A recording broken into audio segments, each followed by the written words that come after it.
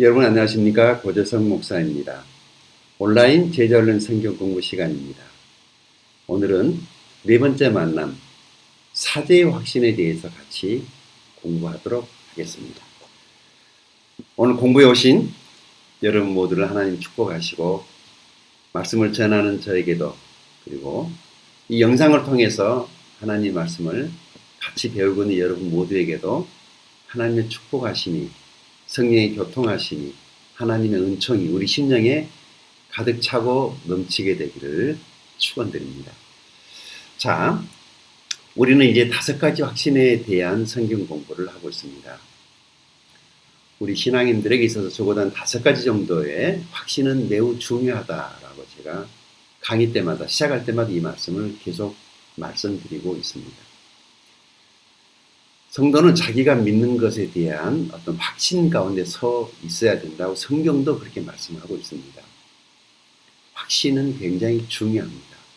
확고한 신념, 자기가 믿는 것에 대한 확고한 신념이 있을 때 우리는 어떤 어려움이 와도 넘어지지 않고 흔들리지 않고, 두 번째, 비진리와 타협하지 않습니다. 확신이 있을 때 가능합니다. 세 번째, 내게 확신이 있을 때 내가 믿는 것을 다른 사람들에게 전할 수가 있습니다. 우리가 신앙에서 가장 중요하게 생각이 들 게 뭐냐면, 첫 번째는 예수 믿고 구원받는 것. 굉장히 중요하죠. 자, 구원받았으니까 이제 하나님의 자녀입니다. 이제 하나님께 기도해야 됩니다. 그래서 기도를 잘하는 것이 중요한 게 아니고 기도가 무엇인가를 아는 것. 알고 나면은 기도는 잘할 수 있습니다. 세 번째, 승리의 확신. 이제 내가 하나님의 자녀가 되었기 때문에 어떻게 이 세상을 살아가는데 매일의 삶 속에서 보이지 않는 적들과의 전쟁에서 내가 승리할 수 있는 것인가를 우리들이 세 번째 만남에서 배웠습니다. 자, 오늘 그 네 번째 만남은 사제의 확신이라는 제목으로 공부를 하게 됩니다. 오늘 공부를 하면서 하나님께서 내 죄를 사해 주신 것이 정말 사실이구나 라고 하는 것을 하나님 말씀을 통해서 보고, 그래서 이 사실을 또 다른 사람들에게 전해주기 위해서 우리는 이런 공부를 하는 것입니다. 사실 여러분, 좋으신 예수님은, 내가 아는 예수님, 내가 믿는 예수님은 다른 사람들에게 계속해서 전파되어져야 됩니다. 전해져야 됩니다. 누군가가 전해야 되지 않겠습니까? 전하지 않으면 어떻게 예수님을 믿을 수가 있을까요? 그들이 믿지도 않는 일을 그들이 어떻게 믿을 수 있겠느냐? 그들이 듣지도 못했는데 어떻게 믿을 수 있겠느냐? 전파하는 자가 없는데 어떻게 그들이 믿을 수가 있겠느냐라고 로마서 10장 14, 15절은 그렇게 말씀합니다. 우리가 이 좋으신 예수님을 다른 사람들에게 전파하기 위해서라도 이런 공부가 꼭 필요한 것이죠. 자, 오늘 5가지 확신. 첫 번째 만남은 구원의 확신이었고, 두 번째 만남은 기도응답의 확신, 그리고 세 번째 만남은 승리의 확신, 그리고 오늘 그 네 번째 사제의 확신에 대해서 같이 공부하도록 하겠습니다.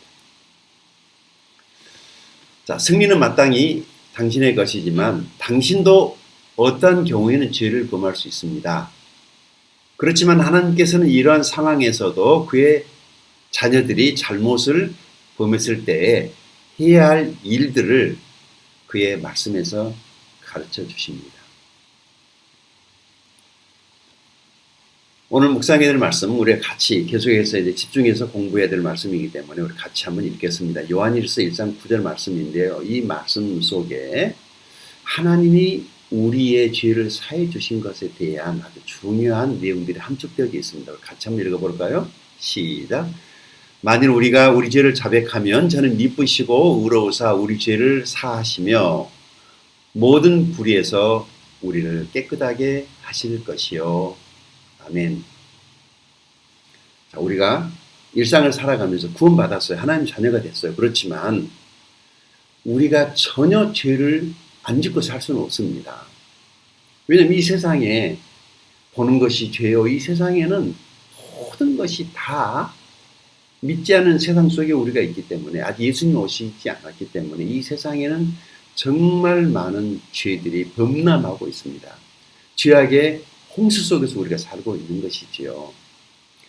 자, 그래서 이제 우리가 매일의 삶 속에 죄를 지었을 때 하나님 앞에 그 죄를 자백하라고 성경은 이렇게 말씀합니다. 그러면 하나님을 미쁘시고 의로우시다. 하나님의 미쁘시다라고 하는 것은 그분의 신실하심, 그분은 믿음직스럽다라는 그런 의미입니다. 그래서 그분의 신실하심과 믿음직스러움을 믿고 우리가 자백하면 그는 의로우사. 그렇죠. 말씀하신 그 말씀을 반드시 하나님은 지키십니다. 그래서 우리의 죄를 사하시며, 물론 예수 그리스도께 십자가에서 못 박혀 죽으시고 그때 피를 흘리실 때 그 모든 죄가 그 옛날 구약을 살아오던 수많은 사람들의 죄, 그리고 예수님 당시, 그리고 앞으로 이 세상에 태어날 그 모든 사람들의 죄를 예수님이 영단번에 다 용서해 놓으신 것은 맞습니다. 우리가 그 사실을 믿을 때, 받아들일 때 예수 그리스도께 내 마음에 오셔서 우리 마음에 이제 그분이 오실 때 우리가 구원을 받고 죄사함 받은 하나님의 자녀가 되는 것입니다. 그런데 구원받은 이후에도 우리가 죄를 지었을 때 어떻게 할 것인가? 우리가 구원을 받았는데 분명히 예수님을 믿었는데 죄를 지으면 다시 하나님께서 우리를 너는 하나님의 자녀가 아니야 라면 생명책에서 우리 이름을 지워버릴까요? 그렇지 않으면은 너는 믿었지만 죄를 지었기 때문에 지옥에 가야 돼. 하나님이 우리를 그 죄 때문에 지옥에 던져버리시는 분이실까요? 오늘 성경은 그것에 대한 답을 해주는 것입니다. 자, 다시 읽어보십시다. 만일 우리가 우리 죄를 자백하면 저는 미쁘시고 의로우사 우리 죄를 사하시며 모든 불의에서 우리를 깨끗게 하실 것이요. 아멘. 이제 첫 번째 질문입니다. 하나님께서는 당신의 죄에 대해서 당신이 무엇을 하기를 원하십니까? 본문 안에 답이 있습니다. 자백하라고 성경은 말씀하셨습니다. 자백하는 일입니다. 자백한다는 것이 무슨 뜻이고 무슨 의미일까요? 여기 두 번째 질문에 자백한다는 것은 무슨 뜻입니까? 그것은 죄를 인정한다라는 것입니다. 자기가 지은 죄를 사실 그대로 하나님이었어. 맞아요. 라고 내가 그렇게 솔직하게 인정한다는 것이죠. 세 번째 질문입니다. 그러면 하나님은 어떤 분이시기 때문에 우리의 죄를 용서해 주십니까? 자, 하나님의 성품이 나오죠. 본문 안에. 하나님이 어떤 분이세요?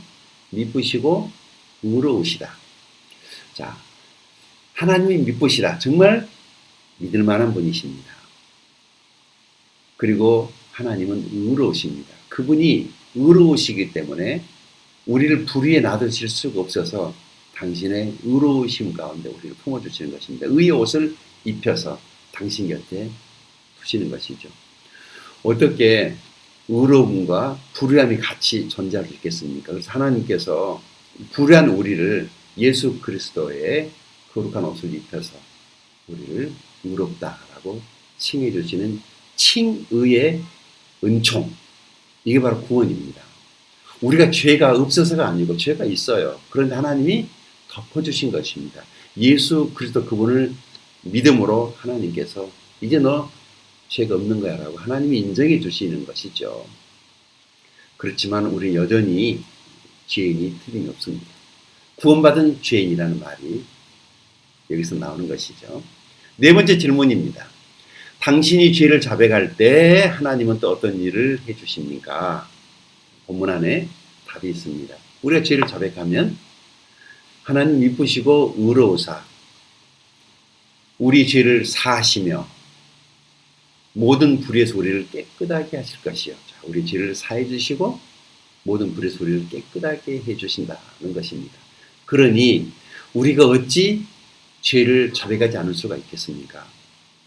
우리가 아침 저녁으로 매일 세수를 하고 샤워를 하듯이, 그리고 더더군다나 운동을 하거나 수영을 하거나 몸에 더러운 먼지, 땀이 많이 흘렀을 경우 이럴 때 그렇게 그냥 잠을 자는 사람이 없겠죠. 밖에만 나갔다 오면은 양말을 벗으면은 그 발에서 난 냄새 이런 것들 때문에 온 집안이 별로 바람직한 그런 냄새가 날 때 그 발을 씻으면 깨끗해지는 것처럼 우리의 죄도 우리가 자백할 때 하나님이 깨끗하게 씻어준단 말이죠. 그러면 목욕하고 나면 우리 마음이 상쾌해지는 것처럼 우리가 우리 죄를 자백하면 하나님이 우리 죄를 사해 주시고 깨끗하게 해주시면 우리 영혼이 맑아지고 그리고 우리의 믿음도 더 선명해지는 것입니다.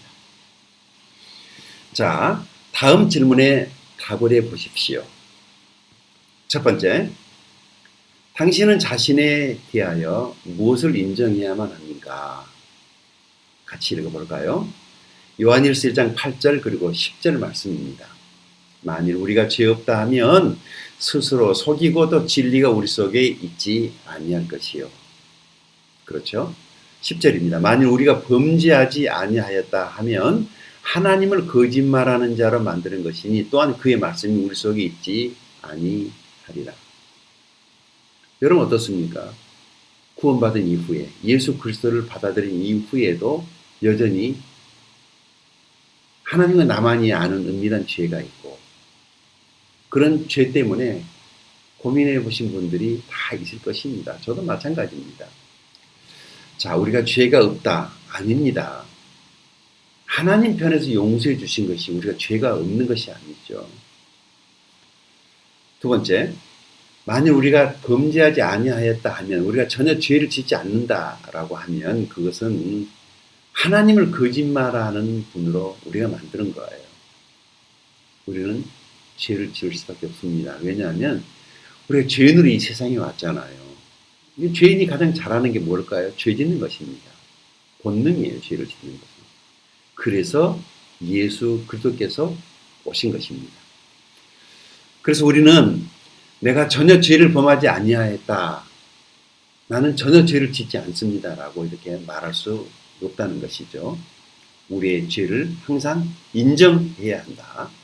두 번째 또 질문 계속됩니다. 다음 질문에 답을 해보십시오. 당신은 죄에 대해 어떤 태도를 가져야 합니까? 자, 우리가 죄를 지었을 때 어떤 태도를 가져야 하는 것이죠. 시편 139편 23절 24절 먼저 보겠습니다. 하나님이여 나를 살피사 내 마음을 아시며 나를 시험하사 내 뜻을 아옵소서. 내게 무슨 악한 행위가 있나 보시고 나를 영원한 길로 인도하소서. 아멘. 시편 기자의 고백에서 우리가 죄에 대해서 어떤 태도를 가져야 하는가를 배울 수 있습니다. 계속해서 시편 기자는 38편 18절에서 내가 죄악을 고하고 내 죄를 슬퍼함이다 라고 이렇게 말하고 있습니다. 그렇죠. 우리가 그 지은 죄에 대해서 마음에 슬퍼함이 있어야 된단 말이죠. 그리고 139편 23절 24절 중요한 것은 하나님이여 나를 살피사 내 마음을 아시며 나를 시험하사 내 뜻을 아옵소서. 죄는요, 하나님께서 나를 보실 때 사람들이 보는 기준이 아니고 하나님이 보시는 기준으로 내 죄를 봐야지 정확하게 그 죄가 보인다는 것입니다. 이 세상에는 여러 가지 도덕 윤리가 있기 때문에 이 세상에는 이 세상 법이 있고 이 세상의 윤리 도덕 이 세상에 법들이 있잖아요. 나라마다 다 다른 법이 적용되고 있죠. 그런데 이 나라에서는 죄인데 똑같은 죄가 어떤 나라에 가면 죄가 아닌 경우도 있어요. 그러니까 이 세상에 있는 그 죄의 기준은 정확하다고 말할 수가 없는 것이죠. 그래서 하나님 우리 마음속에 양심을 두시고 이 양심이라는 기관을 통해서 우리의 그 죄에 대한 가늠자가 되게 하셨는데 우리가 죄를 짓고 나면 우리 양심에 고통하는 소리가 들립니다. 그렇죠? 바로 그걸 말하는 것입니다. 시편 139절에서 다윗의 고백이기도 한데요. 사람들이 보는 기준으로 내가 지은 죄를 보지 말게 하시고 사람들은 나를 죄 없다 할지 모르겠지만은 하나님이 보셨을 때 만약에 죄가 있다면 그것은 죄니까 그렇게 자기 자신을 깨닫게 해달라는 것입니다. 우리도 그렇게 해야 되지 않겠습니까? 엄연한 죄가 분명히 죄인데도 그 죄가 아니다라고 변명을 하게 되면 이런 사람은 어떻게 하나님께서 그를 받아주실 수가 있겠습니까? 시편 기자처럼 정말 슬퍼하고 하나님께서 나를 그 영원한 길로 인도해 주시길 바란다는 그런 마음을 가져야 될 줄로 있습니다.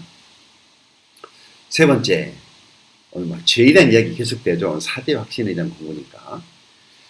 죄를 자백함과 동시에 무엇이 따라야 합니까? 죄를 자백했다면 그것도 끝나는 게 아니고 뭔가 좀 뒤따라서 해야 된다는 것입니다. 그게 뭘까요?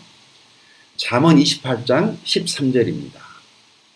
자기 죄를 숨기는 자는 형통치 못하나 죄를 자복하고 버리는 자는 불쌍히 여김을 받으리라. 아멘. 말씀 그대로 자기 죄를 숨기는 자는 형통치 못하나, 형통할 수가 없겠죠. 어떻게 하나님 눈을 피할 수가 있습니까? 사람은 속일 수가 있어도 우리 하나님은 절대로 속일 수가 없습니다. 하나님은 무소부재, 어디에서나 계시기 때문에 우리가 피할 숨을 수가 없습니다. 요즘에 현대 과학으로도 지금 CCTV가 있고 그래서 우리들이 지은 죄를 어떤 행동들이 나도 모르는 순간에 사방대 카메라에 의해서 자동적으로 녹화가 되고 있지 않습니까? 사람도 하물며 이 정도 과학기술을 동원해서 우리를 감찰하고 관찰하고 감시하고 있는데, 심지어 전능하신 하나님께서 그분의 불꽃 같은 눈동자로 우리를 바라보고 계신다면 우리가 어떻게 그 모든 죄를 숨길 수가 있겠습니까? 그래서 죄를 숨기는 자는 형통할 수가 없습니다. 하나님께서 그의 삶을 형통하도록 내버려 두지 않겠죠. 형통이 무슨 의미인가 아시나요? 찬송가에 만사형통하리라, 무슨 일을 만나든지 만사형통하리라. 이 형통이라고 하는 말은요, 그 요셉이 창세기에 보면 감옥에 갇혀 있을 때 그 하나님이 요셉과 함께 계셨거든요. 감옥에 요셉이 갇혀 있을 때 하나님이 거기 요셉과 함께 있었어요. 그게 형통입니다. 하나님이 함께 하시는 것. 하나님이 함께 하셨기 때문에 요셉이 감옥에 있었지만은 전혀 문제가 되지 않았어요. 여러분, 하나님과 함께 하시는 것. 그러려면 우리 죄를 숨기면 안 된다는 것입니다. 죄를 어떻게 해야 되죠? 자복하고 버리면 불쌍히 여김을 받으리라고 말씀합니다. 우리의 죄를 하나님께 자복하시고 그 죄를 마치 더러운 쓰레기 버리듯이 버려야 됩니다. 그러면 하나님이 우리를 불쌍히 여겨 주셔서 은총을 베풀어 주실 것입니다. 네 번째 질문, 시편 86편 5절에서 하나님은 어떤 분으로 묘사되어 있습니까? 라는 질문입니다. 우리 같이 말씀 볼까요? 시편 86편 5절입니다. 주는 선하사 사유하기를 즐기시며 주께 부르짖는 자에게 인자하심이 후하심이니이다. 아멘. 주는 선하사 사유하시기를 즐기시며, 무슨 말이냐면요, 하나님의 성품 중에 하나인데 하나님은 죄 용서하시는 것을 기뻐하시고 즐거워하신다라는 뜻입니다. 그러니까 우리가 죄를 짓고 그 죄를 자백하면, 고백하면 하나님이 그때그때마다 그 죄를 사해 주시고 하나님이 기뻐하신다라는 것입니다. 하나님이 얼마나 좋으신 분이십니까? 하나님을 너무 무섭고 엄격한 분으로 그렇게 여러분이 오해하고 계신다면, 그래서 죄를 짓고 무서워서 하나님 앞에 나아가지 못하고 사단의 정죄 속에서 벌벌 떨고 있는 것, 하나님이 원하지 않습니다. 저는 아들이 둘 있는데요, 저는 제 아들들이 만약에 어떤 잘못을 했을 때 그냥 와서, 아버지 제가 축구를 차다가 옆집 가게에 유리창을 깼어요. 아빠 어떻게 해야 됩니까? 라고 말을 하면 당연히 제가 가서 그 아들이 깬 유리창을 배상해주고 잘못했다고 용서하고 용서를 해달라고 사과를 해야 되겠죠. 아빠니까.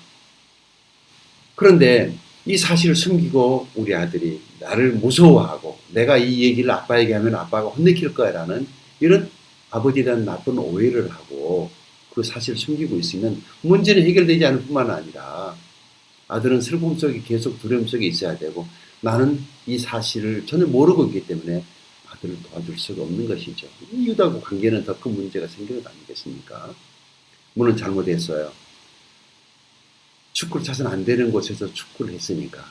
그리고 율창을 깼으니까 빨리 배상을 해야 되는데 그것을 속히 하지 않는 것. 아들이 빨리 와서 저에게 얘기를 하면 빨리 문제가 해결될 수 있는 것처럼 우리 하나님도 그렇다는 것이죠.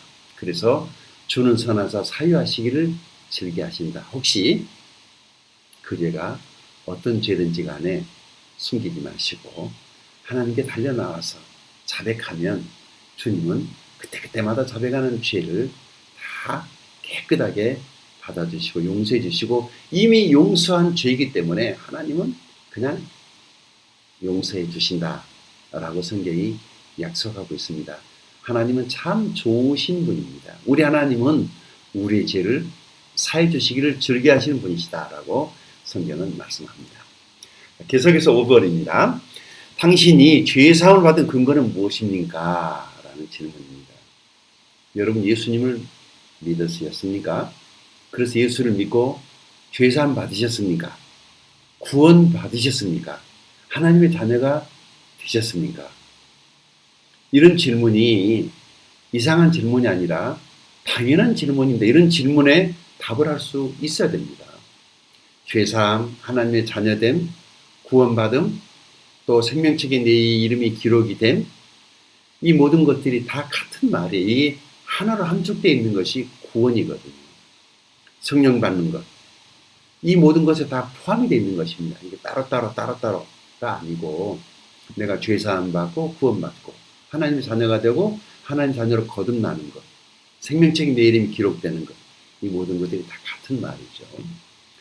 자, 당신이 죄의 사함을 받은 근거는 무엇입니까? 라는 질문입니다. 에베소서 1장 7절은 이렇게 말씀합니다. 읽어볼까요? 우리가 그리스도 안에서 그의 은혜의 풍성함을 따라 그의 피로 말미암아 구속 곧 죄의 사함을 받았으니 아멘. 우리가 그리스도 안에서 내가 예수 그리스도를 믿음으로 내가 예수 안에 예수님 내 안에 그렇죠? 자, 하나님의 이 은혜의 풍성함으로 우리가 구원을 받은 것입니다. 어떻게요? 예수 그리스도의 피로 말미암아 구속 곧 죄 사함을 받았으니 그 흠도 없고 점도 없는 어린 양 같은 그리스도의 보배로운 피 그렇죠? 베드로전서 1장에 히브리서 9장 22절에 율법을 따라 모든 물건이 피로서 정결케 되나니 피 흘림이 없은즉 사함이 없느니라는 말씀이 있습니다. 그러니까 율법을 보면 어떤 그 심지어 물건이라도 그곳에 죄가 노출이 됐을 때 그 물건이 죄에 노출이 됐다면 그 물건이 이런 물건이라도 만약에 죄에 노출이 됐다면 이게 어떻게 깨끗해질 수 있느냐? 여기에 피가 뿌려진다는 거예요. 피가 뿌려져야만이 이것이 깨끗하게 된다. 이것이 율법입니다. 자, 그런데 우리는 이 세상에 태어날 때부터 얼마나 많은 죄를 가지고 왔으며 또 그 많은 죄를 얼마나 많은 죄를 지었습니까? 이게 내 입술을 회개하고 자백한다고 없어지는 죄가 아니잖아요. 그래서 예수님께서 구약 시대에 짐승을 통한 제사를 통해서 우리의 하나님께서 우리 죄를 그때그때마다 용서해 주셨지만 사람들이 자기가 지은 죄는 많아지고 제사 드리는 제사는 게을러지고 그래서 제사가 실패했습니다. 그래서 하나님께서 이제 이 세상에 있는 모든 죄를 용서하실 그 한 번에 하나님께서 계획하셨던 자기의 아들 독생자 예수 그리스도를 이 세상에 보내서 이 세상에 있는 모든 사람들의 죄를 그의 어깨 위에 올리시고 그 십자가죠. 그래서 그분이 우리의 모든 죄를 담당하시기 위해서 십자가에서 이제 못이 박히고 매달리십니다. 자, 그 십자가에 매달려 있을 때 로마 군인이 와서 예수님 옆구리를 창으로 찔려 그때 옆구리에서 붉은 피와 물이 쏟아지죠. 자, 이때 쏟아졌던 그 피, 예수 그리스도의 보배로운 피, 그 피가 우리의 그 모든 죄 위에 뿌려져서 이제 우리 죄가 다 용서가 된 것입니다. 그래서 히브리서 9장 12절을 보게 되면 염소와 송아지의 피로 하지 아니하고 오직 자기 피로 영원한 속죄를 이루사 단번에 성소에 들어가셨느니라고 성경은 말씀합니다.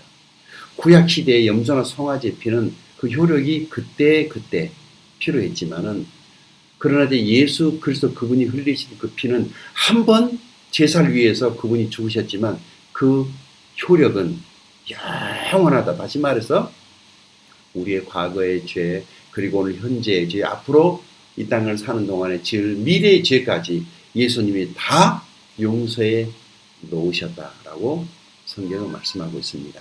그래서 우리가 죄사함 받은 근거는 우리의 의로움도 아니요, 우리의 열심도 아니요, 우리의 의식도 아니요, 우리 혈통도 아니고 오직 예수 그리스도 그분의 피, 그 피가 우리의 죄사함의 근거다라는 것이죠. 여섯 번째 질문입니다. 그리스도의 희생에 대하여 히브리서 10장 12절은 무엇을 말해주고 있습니까?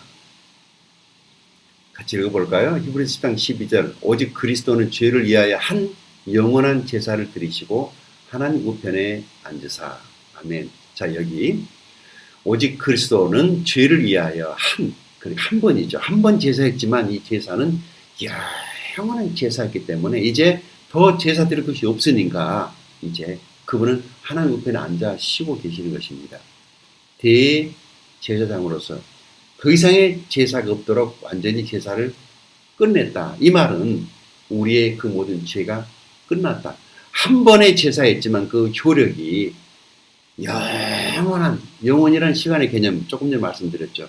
과거, 현재, 미래 모든 인생들의 죄를 주님이 한 번의 제사로 다 끝냈다라고 성경은 말씀하고 있습니다.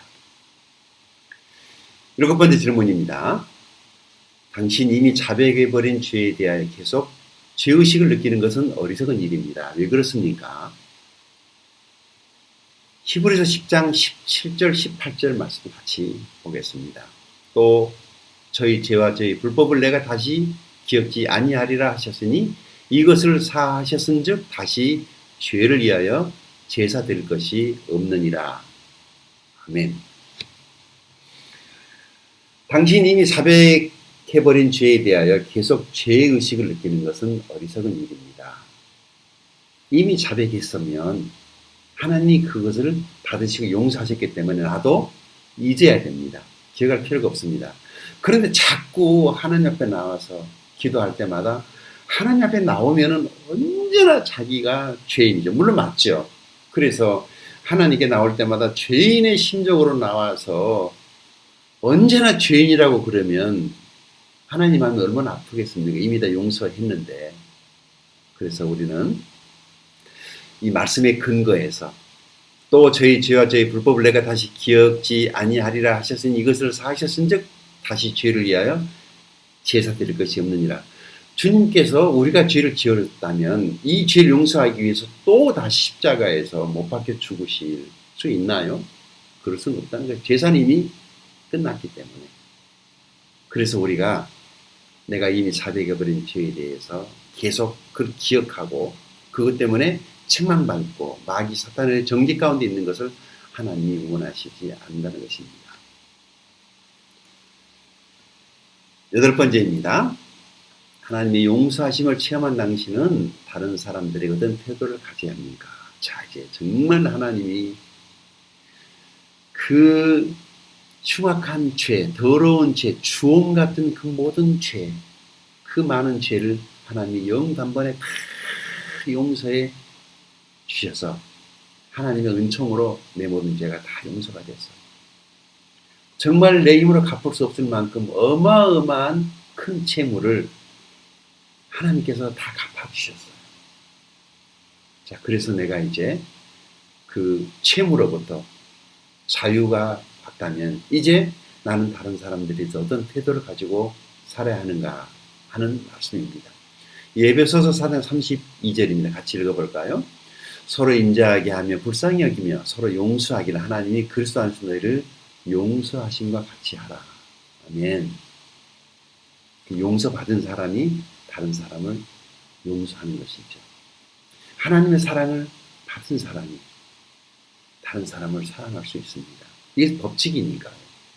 정말 하나님의 용서하심, 그 은혜의 풍성함을 경험한 사람은 다른 사람에 대해서 관대할 수 있고 인자하게 또 그를 불쌍히 여기고 그를 용서해야 된다는 것이죠. 성경도 그렇게 말씀하고 있지 않습니까? 서로 인자하게 하며 불쌍히 여기며. 아무리 똑똑한 사람도 하나님 앞에서는 하나님 은총이 필요한 불쌍한 한 인생일 뿐입니다. 불쌍히 여겨야 됩니다. 사람을 절대 경쟁 상대로 보지 마십시오. 사람은 하나님의 은총의 대상입니다. 우리는 그를 존중하고 사랑해 줘야 됩니다. 그럴 때 우리 관계는 더 좋아지고 세상은 행복해질 것입니다. 그래서 서로 용서하기를 하나님이 그리스도 안에서 너희를 용서하심과 같이 하라.